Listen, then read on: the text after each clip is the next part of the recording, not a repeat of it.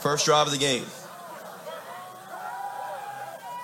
Orgeron throws it to Pierce. Pierce trying to break a couple of tackles. Brought down again by McGee. Kelly, he's trying to set up the screen, and he finds, actually, he throws down the field and finds Ed McGee from Kentwood High School.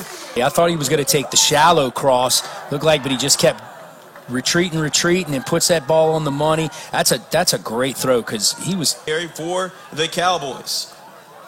Here comes the pressure. Kelly steps up and finds a man over the middle, and that is Anthony Spurlock, the Western Kentucky transfer.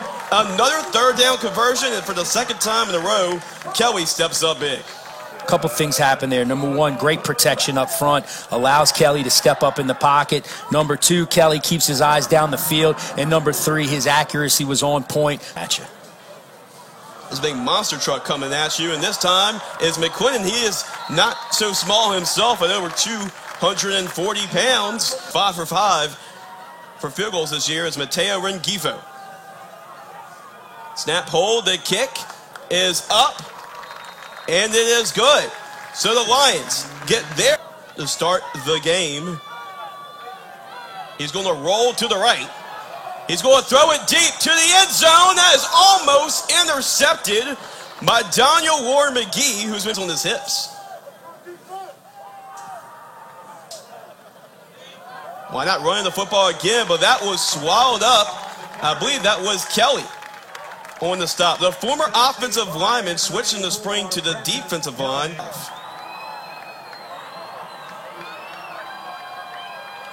Orgeron's going to throw the jump ball in the end zone, and the pass is incomplete. Ball the whole time. He didn't have his back turned. He used one hand to kind of get separation from the receiver. Got the other hand. Got a miss.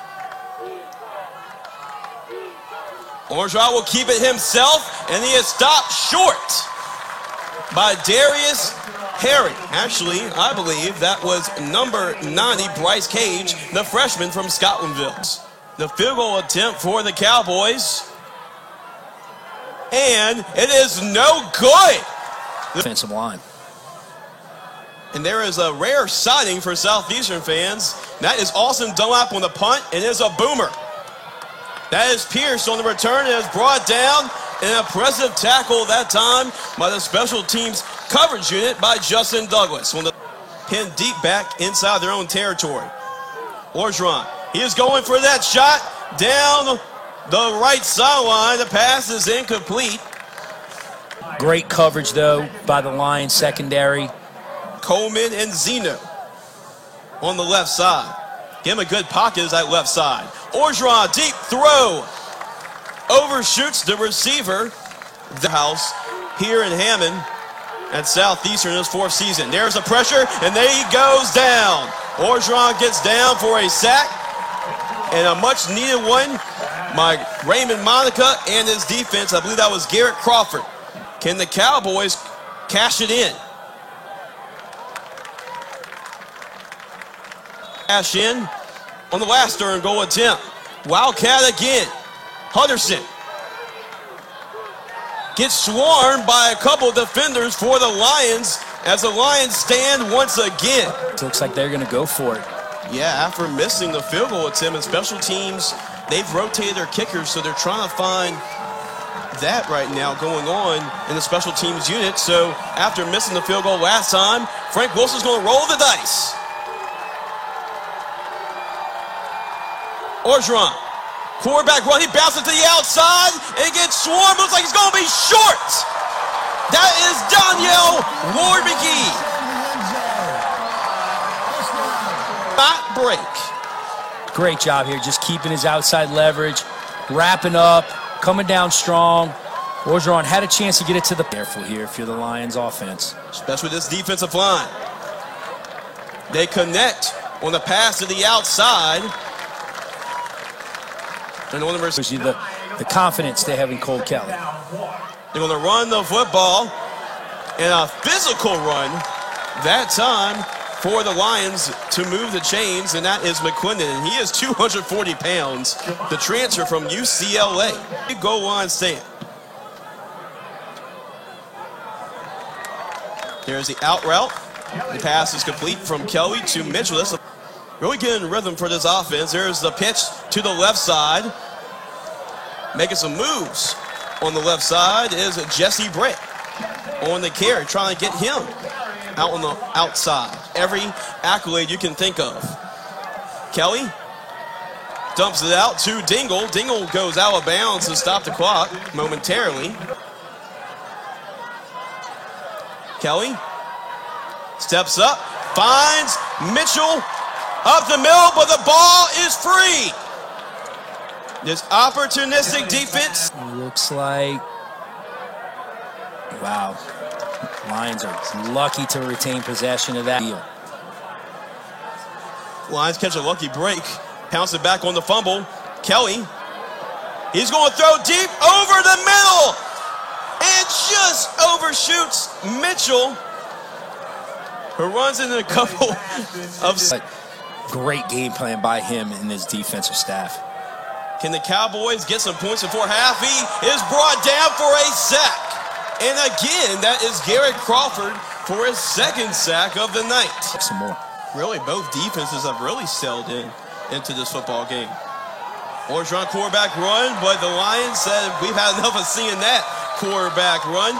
Crawford has dominated. Between coaches and players at the half, and see where the Lion offense can go. They're going to toss it to Mitchell. He's got some speed. He cuts to the right side of the field and is brought out of bounds by Colby Richardson. And that has really kept Southeastern in this football game. Has been the goal line stops. Orgeron rolls to the right. And that is who has the football. Another turnover.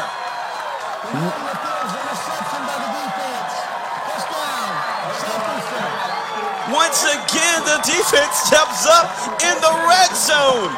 Was that Alexander who got that? It was Zy Alexander. A big one last week. It's another one this week. Great coverage by Alexander. Just steps right in front. Snatches that ball out of the air. Benefit him there on that play. They're going to run with a 260-pound tank in Cole Kelly, and you see the tank go, carrying McNeese defenders on his back. And he's going to have to come out. His helmet got ripped off. I don't think it was a face match. Cephas Johnson come in and take his play at least for one snap. But great play call, just a quarterback power. Get out of the shadow of your receiver individual time.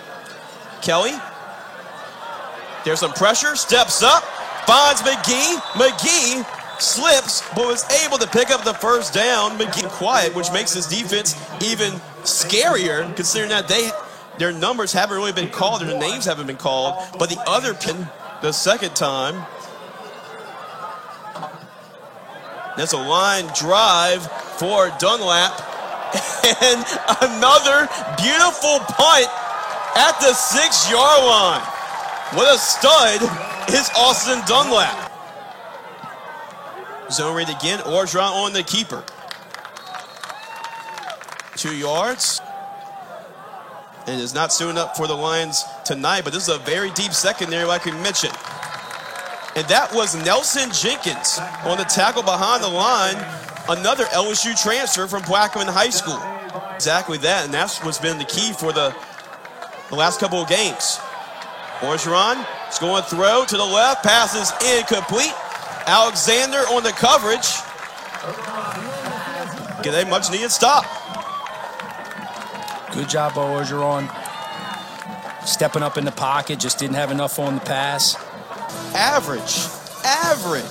50 points per game, only 3 points so far. But here's the razzle-dazzle, the fake toss. That is the explosive Gage Larvadain. Picking up the first down to the Lions. Or going into their bag. Daniels is one of the star linebackers that's been playing well tonight for the Cowboys, but gets a little bit of the horsepower that time. You know, we go back to a couple. Only a matter of time for the Lions with Mitchell on the carry, knowing how prolific their offense is. And all these weapons, 16 different guy, and he's barely at 50% tonight. Underneath to Jones. Jones lunges forward, gets close to the first down mark, but it's hard to stop him from going forward. Kelly easily picks up the first down, and his helmet comes off again. It's an offense. Cephas Johnson has had a lot of playing time, though. He's going to hand off to McClendon to the right side. Getting some positive plays on first down, and that's been made the difference, but a little tuggle. 5 for the Lions. Kelly finds a wide open McGee to the left sideline, and as far as the receivers, it seems like McGee has really been the most consistent of the bunch tonight. Their star wide receiver, C.J. Turner, was also a game-time decision, has not stood up. Cut inside McGee, and McGee was almost able to regain his footing, but really it was a touchdown saving tackle by Quad Wilson. There's a straight quarterback run to the outside. Kelly bulldozing the defenders and gets inside the 5-yard line. And now with a 260-pound quarterback, could be Cole Kelly time. Well, it's 2 downs to get this touchdown. I don't see them kicking a field goal. They need to get some positive and get the lead. And they need to score a touchdown. I mean, in the conference, we're punching it in. Kelly, they're going to throw the football to Dawson. Touchdown, Lions! Damian Dawson on the touchdown reception. The fullback gets into the end zone on the reception, and the Lions are back. Love the call. Top. Love the call. That old Tebow. The Tebow jump pass, but this time they throw it out to the flat. Great job. Everybody loading up to stop Kelly. Running that quarter. The Dan Mullen play call. Kick is up, and it is good by Rengifo through his first 2 drives. And another slippage by Pierce. You'd expect to see that kind of footing. All night, they're going to need a couple yards. And once again, the turf monster really impacted his play. Man, he did not get it. And he did not pick up the first down, and Hutcherson slipped a little bit. It was all clogged up inside as well. Receiver is Austin Mitchell. He's got the speed, the 10, the 5, touchdown Lions! From senior to senior, the veterans step up, and there is the deep shot play from Kelly to Mitchell for 6. Yeah, just a little rail concept, inside out, up the sideline. Great play call coming off of the punt return. You knew it was only a matter of time till this offense got going. And like we talked about, the resiliency of this team. Well, the extra point is blocked, so now it's a 9-point game instead of a 10-point game. Orgeron trying to get back going with this offense. It's been a struggle since the first touchdown drive. Quality is waning a little bit. You're starting to see Southeastern be the more physical football team. McMahon gets slung down by Alfonso Taylor. Coming out of the halftime break. 3rd down for the Cowboys. And Albona with an excellent defensive series for number 17.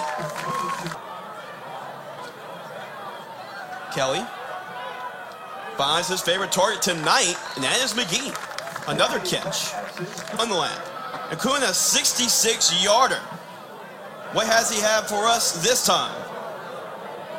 Good bounce, and that's a return. There's a fumble. Who has it? Still waiting for the call. Lions football. Austin Dunlap, just take a bow, young man.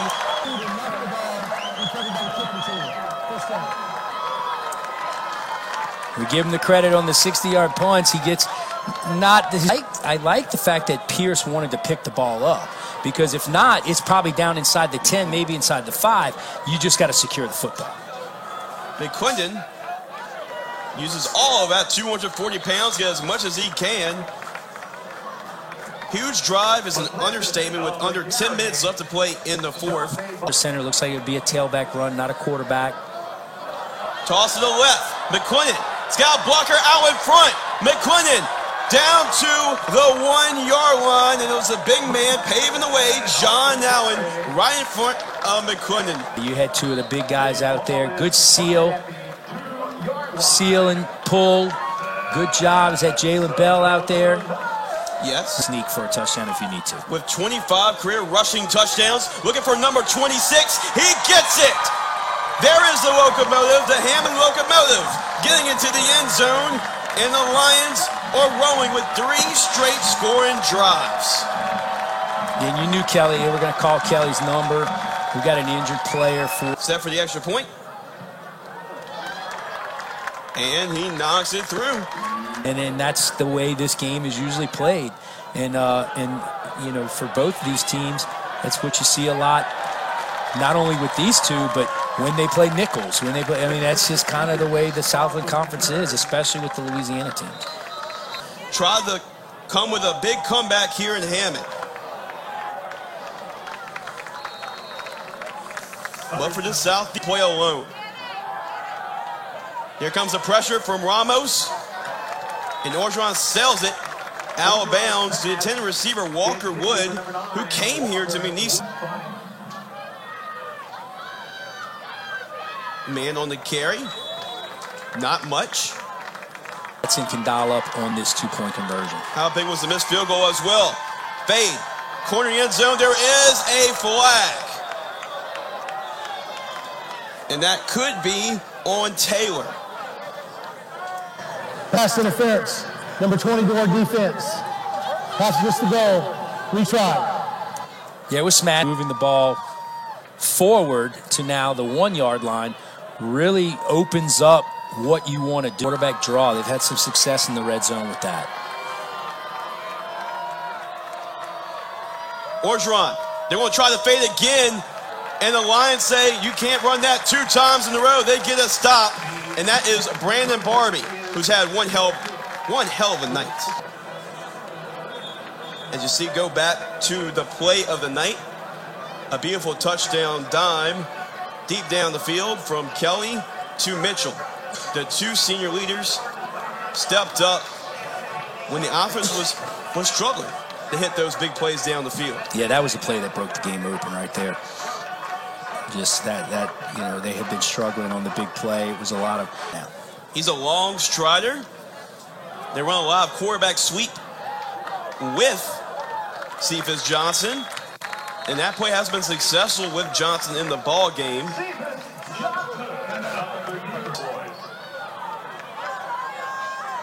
Throwing the end zone for Orgeron, and it is incomplete. Was it caught? Actually, was it caught? Was it intercepted? No, we got an incomplete. Intercepted in the first place. That's an interception. Oh, no, I think, no, you know why it's not going to be? The player that the ball was on, he was out of bounds. Grabbed it off the leg. Was impressive enough. You know, almost triple coverage. This ball tip drill. Yeah, you don't see that very often. Get ahead and just kind of bum rush everybody. Here we go. Nice hop. And the Lions have it. And that will seal the football game for the Lions. How did that get in the hands of Jesse Britt? I mean, it was high. It was exactly what you want on an onside kick. 1-2 high hop. Oh, it just landed in a hole right in his hands. I mean, I thought one of the McNeese players. The Ashes in the second half. And that is the favorite formation of them all. The victory formation. The last time the Lions and the Cowboys were here in Hammond over the spring, the Lions won 25-20. It's 23-20. Similar type of ball game. Was not pretty by any means for the Lions, but they got the job done. 23-20 is your final score. The good teams find a way to win the football game. At Strawberry Stadium, where it's all over now. The Southeastern Lions survive an upset bid by the Cowboys, 23-20. And right now, sideline reporter Caroline Fussell is standby with Cole Kelly. Caroline? Thanks, Chase. Cole, it was another close game between the Lions and the Cowboys. What do you think is a reason this game continues to be so close? They came out and, they prepared very well for us. That was the worst game our offense played so far this year, but, characteristics of a good team is you don't just rely on one unit. And as you could tell, our defense played absolutely phenomenal and really helped us out. Honestly, the offensive struggles were pretty much mainly on me in the first half. And then, we went and gathered ourselves and came out and had a much better second half. But, teams are going to try to take the ball out of our hands, and we got to be able to execute better on offense. But, man, it was a great win. To play that bad and come out with a win, it was really good job by our defense. And as you can see, you had a minor head injury in the first quarter. Do you think that has something to do with the way that you played tonight, or? No, they came out. They were playing us in a lot of man, I thought our receivers did a good job of getting open in man, but I was kind of trying to force and do too much in the first half, and had a couple turnovers, and I get hit a lot, and that's I'm fine. I don't feel bad at all right now, man. I just got to play better, and I will. Well, good. And you guys were down 3-7 at the end of the first half. Yeah. What did you go in the locker room and tell your guys, or what did your coach tell you guys for you to come back out and clinch this win? Yeah, we were getting the ball back after halftime, so we were just to keep going. Just to let's not stress, let's not press, just do what we do, and like I said, really most of it on offense was me. I made some bad decisions, so I take credit for that, and I told them that at halftime, and I told them I was gonna come out and have a better second half, and we were gonna run away. And your defense was really strong tonight, but what are some things you would like to see your offense and your defense improve on to go out and get the win next week against UIW? Yeah, I'm not going to speak on the defense. You got to ask Coach Monica, our defensive player, because from where I was standing, they played absolutely freaking awesome tonight. But, offensively, we're missing some guys at wide receiver, so I think teams are going to come up and, really challenge us, and like they did tonight. And I think our wide receivers did a good job. I have to do a better job. But as an offense, as a whole, we have to do better. Well, thank you so much, Cole. Yep. Congratulations. Jace, back to you. McNeese State football team. Yeah, I think it came down to a couple of things. One, it came down to Coach Self always talking about this team facing adversity. They did in the first half. They came out in the second half. Secondly, Coach Self was talking about execution. Who was going to execute the best? In the first half, it was McNeese, but Southeastern was able to hang on. In the second half, it was Southeastern. They executed the best. They able to pull ahead and get the win. Despite of being outgained on offense, Cody Orgeron played a great game tonight, despite the possession being in the favor of McNeese. But it was big plays like that that allowed this team to stay in the game and come out with the win tonight. A lot of plays you see the Southeastern finally getting things cooking. They didn't put the 50 burger here tonight, but they did hit big plays like this one to Austin Mitchell that really set the game away for the Lions. Yeah, I think that's the play that broke the game open for sure. They had been